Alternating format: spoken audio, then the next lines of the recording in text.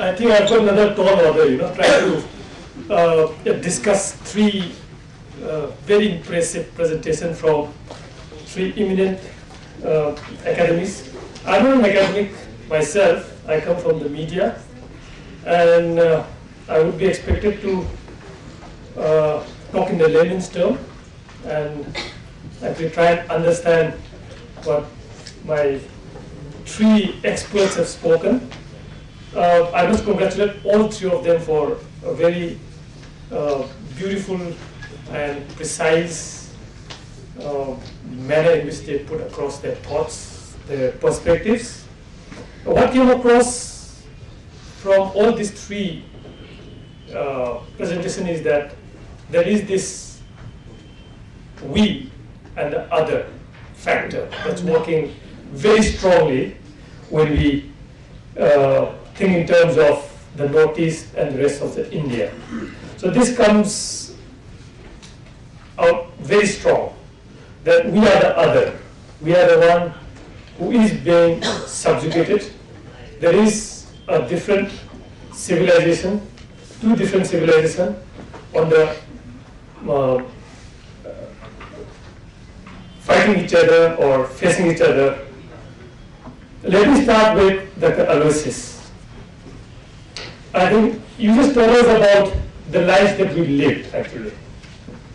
The kind of, this is going to be very hard because these three people, they have done a magnificent job, and I don't know where to begin, and I've done a lot of noting down, but it's going to be very difficult, so forgive me if I make many mistakes, which I'm going to do a lot. And it's like, seeing three movies and trying to tell a story of one hero will be going out with another heroine, and then I'll be telling it in a different manner.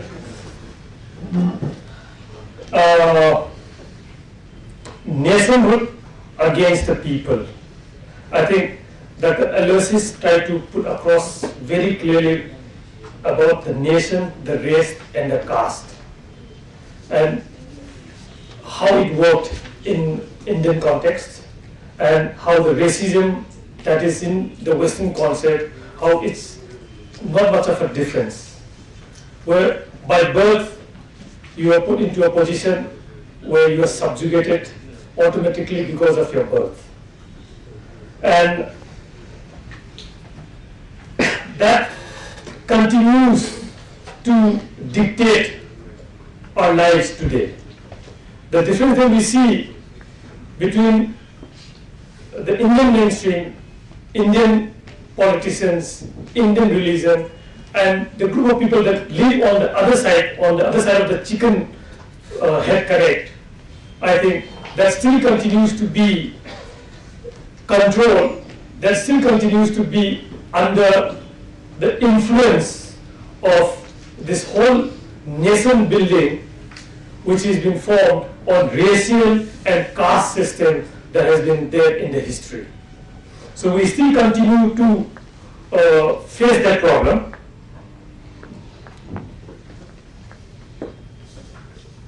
I'll straight away go to Bimol.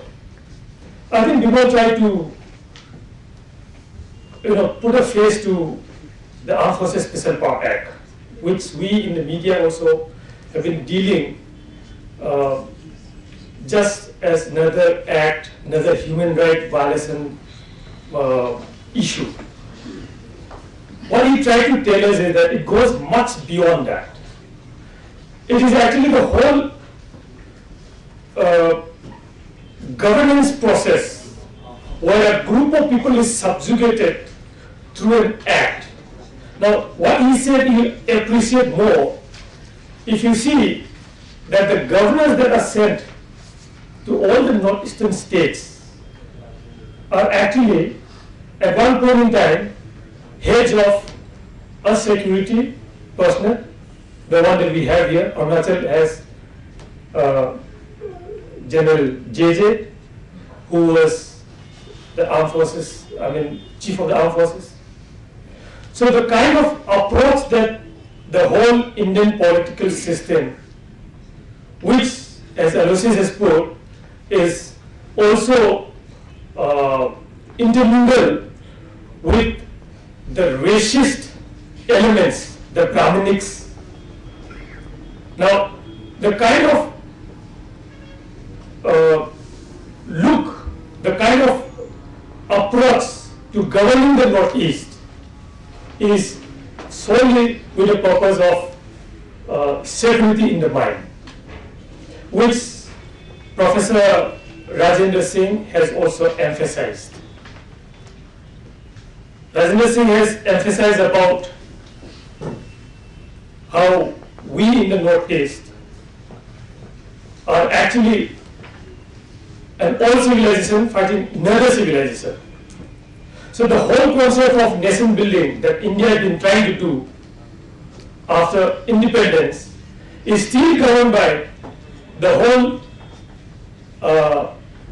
system of race and caste, and we have not been able to remove that so far. The question before us now is, have the people in the Northeast actually been able to understand this whole methodology, whole perspective, whole concept? We have not been able to understand how AFSPA is operating in this state.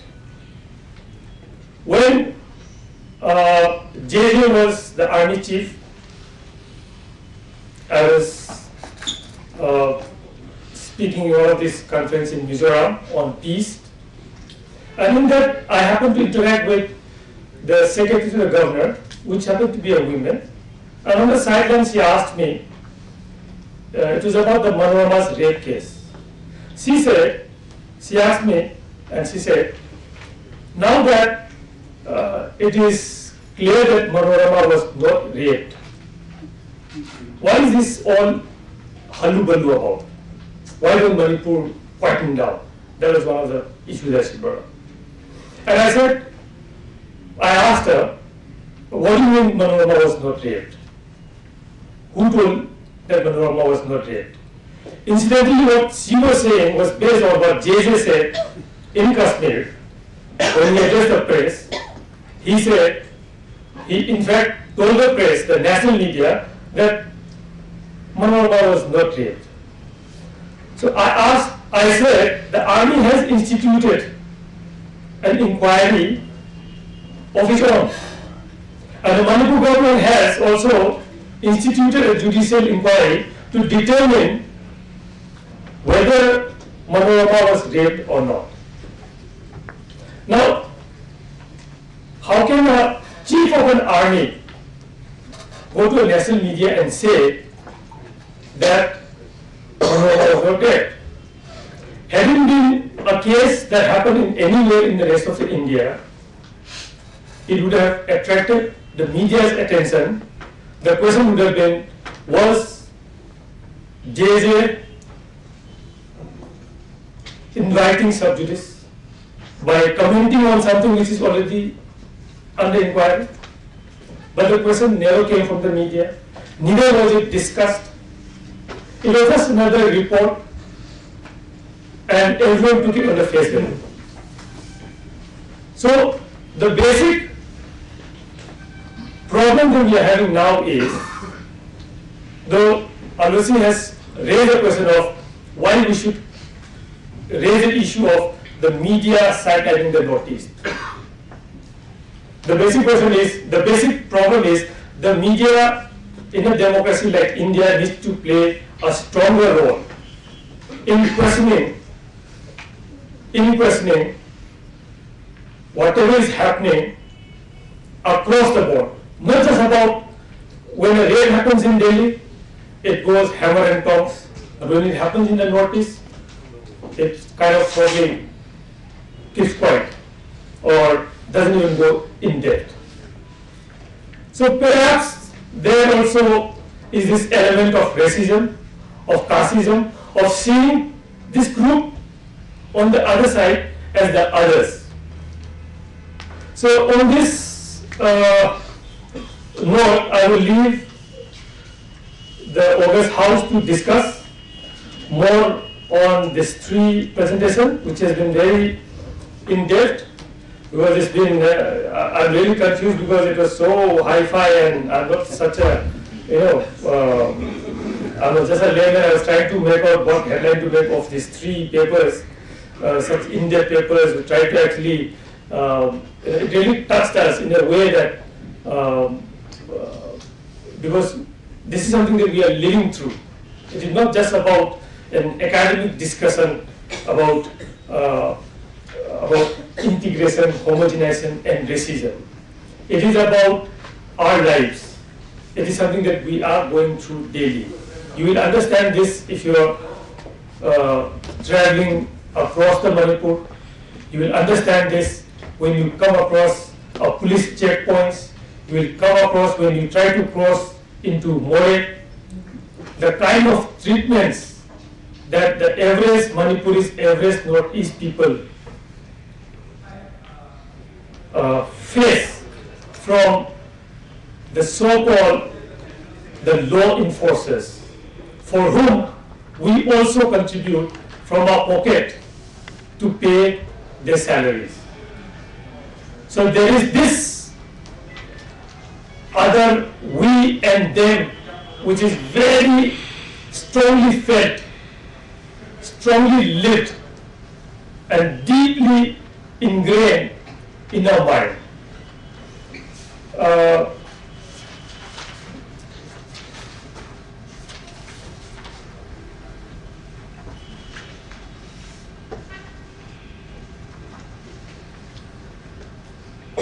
I would also like to come back to Rajendra.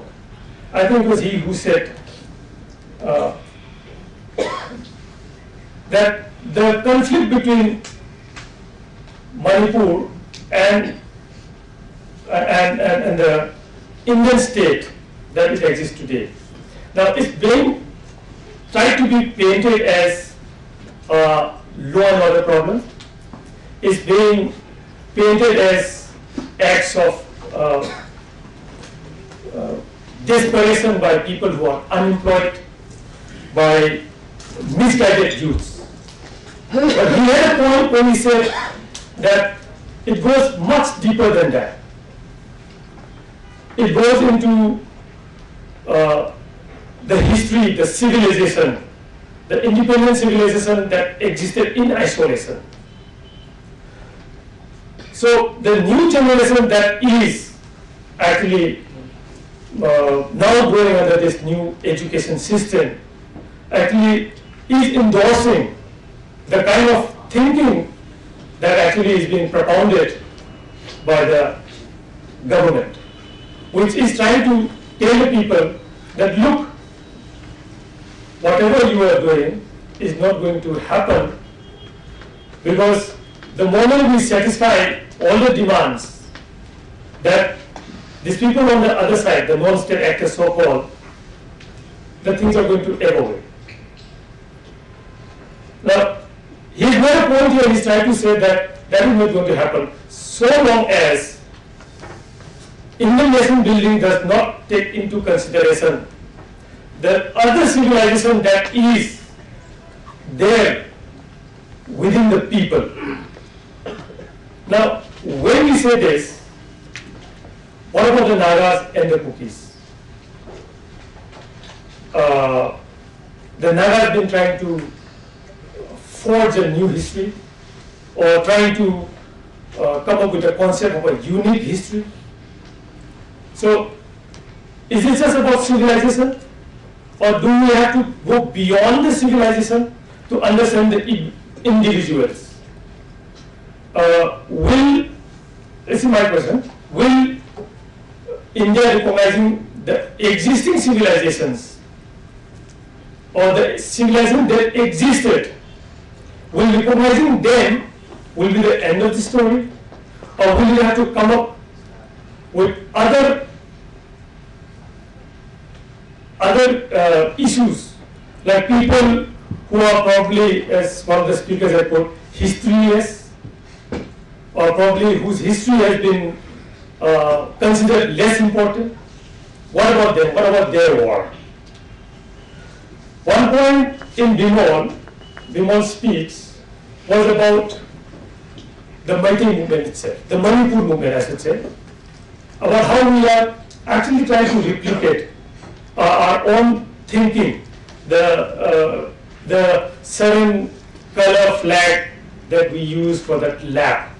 Actually, he was trying to send out a very strong signal, and the Meitei way of thinking of this as a Meitei nation. The Manipuri concept that we keep on saying, is it inclusive? Is it inclusive of the Nagas, the Kukis? That is a strong point that has come out of Bimol's presentation, which I think everyone in this world should take a note of. When we say Manipur, when we talk about Manipur, is it about the dominant Meiteis, or is it about the whole people of Manipur? Are we replicating what India has been doing for centuries? Are the Meiteis trying to be like the Brahmins of the mainland India? Are there effort in the Meiteis to actually be able to break this mental blockade, where when we say Manipur, it's about the Meiteis? Are we trying hard enough to break that mental? So this is a question that Bimol is trying to pose. And we have a lot of intellectuals amongst us, and when we discuss, I think this should come out very strongly. Because if we are talking about an integrated India, and if we are talking about an integrity of Manipur, to be successfully integrated, we need to address this problem, how we think. Are we, when we keep on saying, when Paul talking about integrity, but deep in our heart, we are disintegrated. There was this question when in the height of this Naga movement, when a Naga gentleman was asked by an Indian, why do you fight us? You are Indian. Yes, you are Indian. Why do you fight us? This Naga gentleman answered, very fine. If I am Indian, then would you like to share my food? I have this menu and this dog. Would you be willing to include dog in Indian cuisine? A simple, answer. That will you be able to say that Indians eat dog? Now, when you want the land, when you want its resources, when you want that territory, you tell the people that you are Indian. But as far as the practices and the culture are concerned, are you willing to be inclusive? Well, yes, when you try to define yourself as unity in diversity, when you try to picturize the beauty of different flowers in a beautiful garden, you put all these dancing tribals in posters, it looks nice. But internally, the real practices, the living practices, the one not meant for the calendars, are we willing to integrate that? Now the same question also comes to the Meiteis. Are we willing to integrate that? When you talk about Manipur as a whole. When India talks about as India as a nation, when it talks about Indian civilization, in that civilization, which Bimol has very clearly put, the Indic civilization, can the elements of the other civilization be incorporated and made inclusive? Can those two civilizations integrate? Now, in absence of integration, how can these two civilizations exist within one boundary as a single nation? Or is it going to be kind of putting water and oil in a bottle? No matter how much you shake, no matter how strong you shake, how long you shake, a moment of stagnant, moment of you put it down, it separates itself. Is this two civilization going to be in the same manner? Or is there a process where there is a process of annihilation that is going to take place? The Meiteis or the Manipuris have been protesting against the protected area permits. And there's another act called the RAP, Restricted Area Permit. Now it's a very conflicting thing. Now the Restricted Area Permit prevents the foreigners from coming in. We want it removed in the name of tourism. Yet, we also want to put another restrictive act, the Protected Area Permit system, which actually stops people from coming in. So, there's a conflicting idea here. And as far as the government is concerned, they want to remove the PAP, which would ensure that there can be free flow of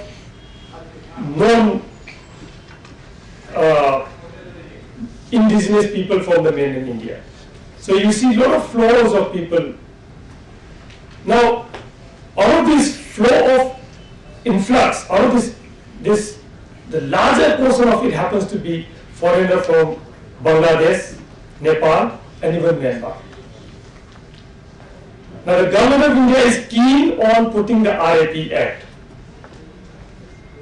because they fear that once the RAP is removed, the foreigners, and when they say foreigners, it's not about the Bangladeshis and Nepalis and the Myanmaris. When they talk about the foreigner, it is the foreign nationals, the European nationals, the human rights activists, the human rights activists, all these people would come here and, actually see firsthand what is happening here. That is what they fear. So they want the RAP to be in position. But they also don't want to put this RAP very strictly to stop other category of foreigner, like the Bangladeshis and the Nepalis and the Myanmaris coming in. Because in effect, when these people, maybe they are from a different country, but if you see it, racially they are more or less same. The Bangladeshis and the Nepalis, okay, fine. They're racially more or less the same. So when the look is policy, because of India's, of course there is no such thing as policy, but India is looking to the east because of its commercial interest, and the northeast has become very strategic. And to settle the conflict here has become one of its primary concerns. And one of the ways that it can settle this problem is actually create a demographic imbalance. To actually, all this movement on race, that all this civilization that existed here, based on which all these movements are built up, this needs to be diluted. And this can only be diluted through a population influx. I think that's one area that we also need to discuss. I think I have also been given a timeout. I'm sorry, it's not one of my best presentations today, but thank you very much for listening.